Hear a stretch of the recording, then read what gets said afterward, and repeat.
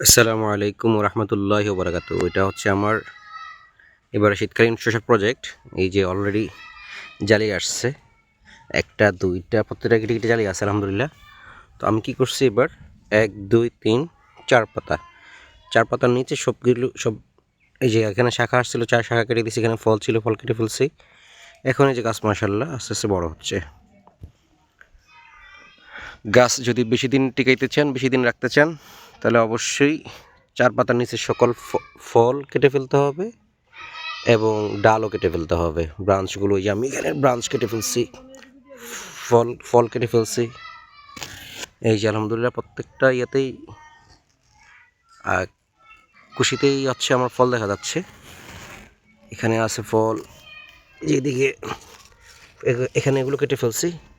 গাছ আলহামদুলিল্লাহ ভালো আছে, হালকা একটু ডাউনি লাগছিল, ডাউনি হচ্ছে, ডাউনি যুক্ত পাতাগুলো কেটে ফেলতেছি।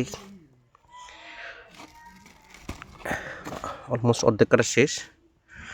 তো দেখা যাক, পরবর্তী আপডেট আপনাদেরকে জানিয়ে দেওয়া হবে। এই হচ্ছে বর্তমান অবস্থা আমার শশা ক্ষেতের। এখন পর্যন্ত আলহামদুলিল্লাহ ভালোই আছে।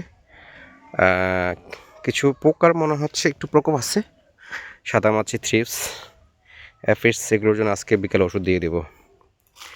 সবাই ভালো থাকবেন। আসসালামু আলাইকুম রহমতুল্লাহি ওয়া বারাকাতুহু।